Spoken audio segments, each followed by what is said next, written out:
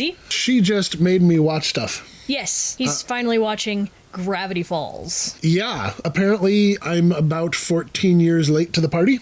I was very interested in this show. It's upside down. I was very interested in this show.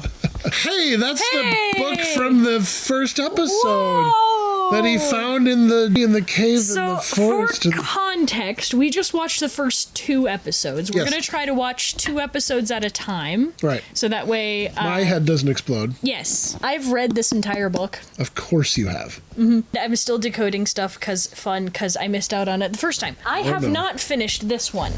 And that's the big book of Triangle Guy. It's the Book of Bill. Get it right. Bill? Book of Bill. I don't think I've met Bill yet. You will. You will. You will be. That sounds creepy. He's not really known to be a very nice guy, you see. But we'll get to that later. For now, we have this. My OCD says where's 1 and 2? Well, we're only stuck with this one. The Undead, So this was the very first episode. where we're introduced to everyone. Yes. So Spinner and Mabel, Dipper. Dipper and Mabel Yes. are sent by their parents off into Oregon or something Yes. to do summer camp, but not really. It's just to spend time with their weird uncle. Grunkle. I don't like that. Grunkle. Great uncle? Oh, Yes. From what other episodes you watch, I know that Great Uncle Stan will become a much bigger player. But for the first 2 episodes, I was really grateful that he was just a side character. Because he was funny, but not like gross or off-putting. Not good. Ow. Oh, why? Yeah. I'm sure that'll happen. But for the first 2 episodes, my first impressions, I thought it was funny. Oh, good. I'm leery of modern animation sometimes just because it's been overdone so much. Everybody's sarcastic. Everybody looks the same with the bubble eyes. You know, it's been Nickelodeonized. It's been Disneyized. But this one felt like it was directed. It felt like I liked Mabel acting like a crazy person. And it wasn't like the boy crazy part that I thought was funny. It was the beginning where she was weird. And you know, when she falls flat and goes grass. And then just like, it's those quick things, they're gags. Like, Yeah. I love gags in cartoons, and it wasn't mean-spirited, sarcastic funny. It was I think just, this came before the mean-spirited, sarcastic funny. it moved quickly enough, but it wasn't like hyper. Mabel's hyper, Oh, yes, Mabel is very hyper. but she's like funny hyper and not like grating on your nerves hyper. She's my second favorite character simply because she reminds me of young me, because I was that annoying. Yes, I kind of dressed up for the occasion. I see. Yes. I like it that the skipper boy, what is his name? Dipper! Dipper, okay. Okay, think of the Big Dipper and the Little Dipper, like the stars in the sky. Does he have like a regular name, like Mark? He does, but nobody uses it. Okay, Dipper. I like it that he's like wanting to figure out mysteries and quests and stuff like that, because a lot of the shows that I grew up kind of had that, Yeah. which are fun. I do like it that he's onto something and then it feels like he's not, but then actually he is. Yeah. Like There's something there, but not quite what he was thinking. in the first one, he's wanting to protect his sister because he feels like the weird guy she's dating is the undead. Yeah. But what's funny in the episode is that he flipped over to show her, your boyfriend's this. And then she's like, he's a gnome? And she goes, oh, no, that was the wrong page. And then he goes to the undead. It obviously seems like with all the evidence he had that he is the undead. And then it winds up, he actually is. Yeah, a it bunch was of the gnome. I very much appreciate these little creatures that you can punch and kick. You know? It just reminds me of the Muppets, you know, which is like kicking the chickens and stuff like that. I love punching little things, like in animation. In animation. Not in real life. animation. I don't want letters or emails. It's funnier. He loves slapstick. They're little creeps and they're like, you know, and then there's a weird one. And then it just, I don't know. The humor didn't feel overdone. There is an additional mystery involved. You do want to know, what did Stan go down past the vending machine for? You know, like you want to know a little bit more about this island. You know, it's not just this weird old guy making like mechanical dinosaurs or something. There's always more to discover who wrote the book. You never know enough about a character in this show, in my opinion. Oh, My favorite character won't be introduced until much later. all right. But for now, Mabel is my favorite simply because she comes up with really creative solutions, All right. while Dipper is the logical one. I like both of them near equally because they are a good duo, and I would not have one without the other. I like the way that Dipper is just constantly trying to come up with some reason for everything. He's always trying to learn, he's always trying to decode, he's always interested in trying to figure out what's really happening.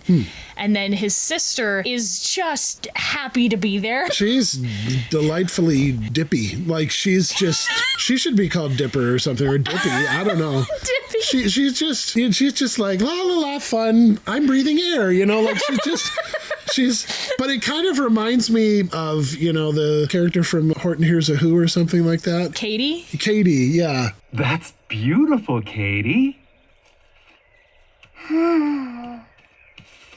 I kind of like that. Like, she's just like ridiculous. It just hit me the right way. I really had a good time watching these. Oh, good. I thought that you would like this show. I did. I knew that you were going to bite, kick, and scratch until I got you to watch it. Well, it's tough because you have to understand that I've been burned so many times. If you don't tell a story first, I'm not interested. I want to watch a show. And what's the most important thing in a show like that? Character, character, character. Bob Gale from Back to the Future said his biggest advice is when you're writing a script, you get the characters right, and then you've got a great show because everything can bounce off each other. Stan, I'm sure, is much more complicated and nefarious, and I still can't get past, Grunkle? other than that, the red nose.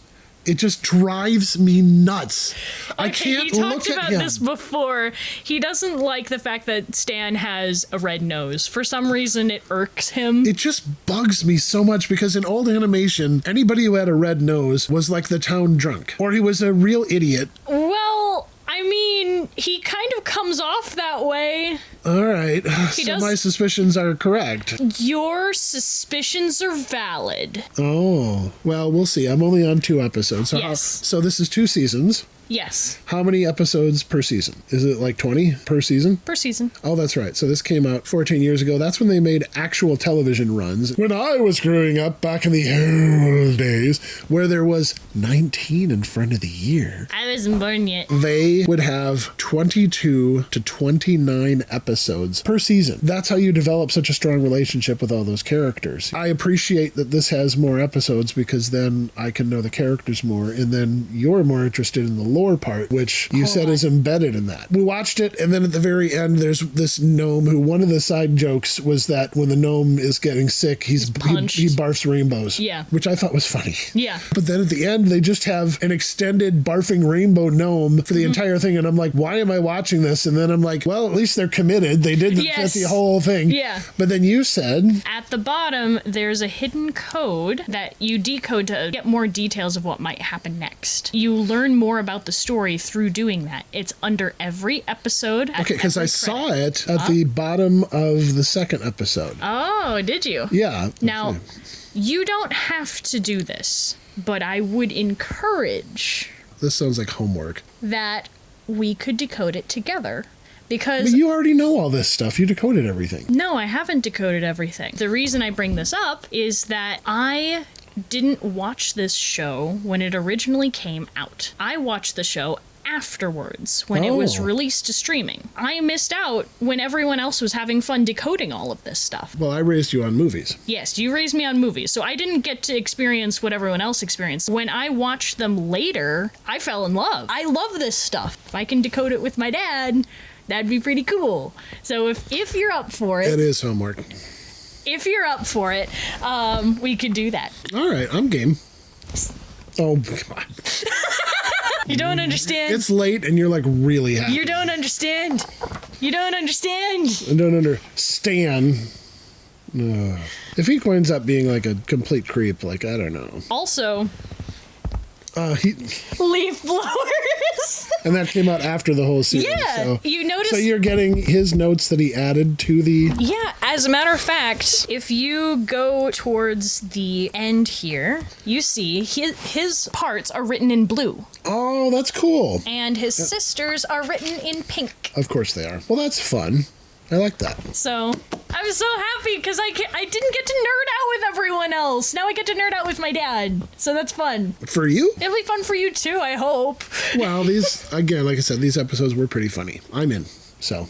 Oh, good. I'm going to ask you another question. Oh, no. Every character we've been introduced to so far. My impressions? Well, the two main characters, Dipper, mysteries sort of happen to him. He doesn't like go looking for them. When they do, he uses the book as a guide because that's all he has. Like, he doesn't have any way to figure it out. It's not like he's got the Scooby Gang with him or something.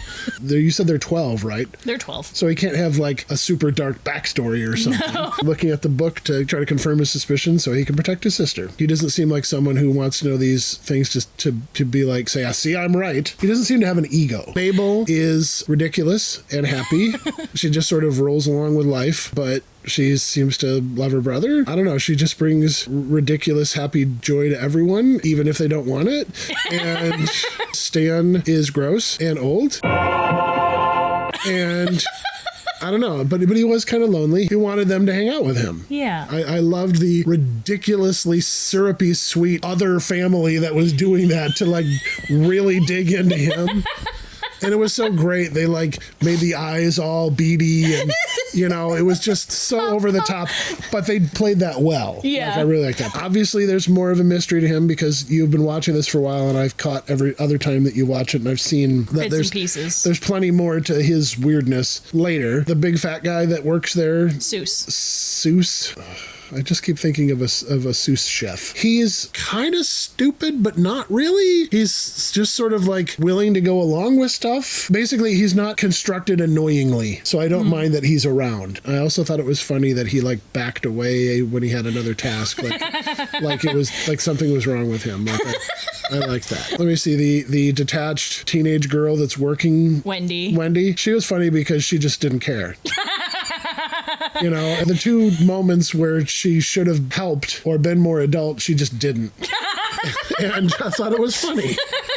You know, she's a teenage girl. It's like a 12-year-old is asking for keys to the golf cart, and you're like, fine. Sure, why not? The crazy old guy that came in, he played crazy old guy really well. Yes. His name is McGucket.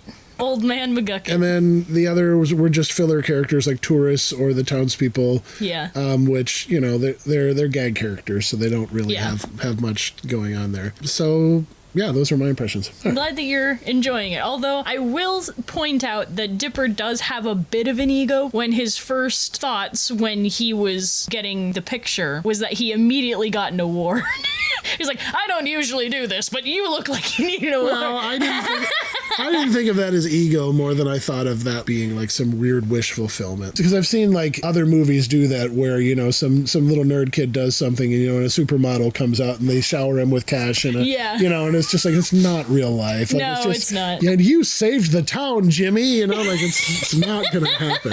I'm very, very glad I get to be the one to show you Gravity Falls. One thing I will give this series is that it was good enough that you actually do want to watch more. And that is not something that happens very often these days. So kudos to whoever made it, that it's lasted this long and had staying power for over a decade, which is pretty good. I mean, it is actually resurfacing because of this book. This isn't a spoiler. This book does not come up during this series. All right. This came out recently in comparison. I remember you getting this for like your birthday or Christmas or something. Yeah, it had a resurgence. I haven't kept up to date with it. I'll have to check after this. People are decoding a website about it. Oh. And so it lives on. It does live on. We're still learning about the mysterious Bill.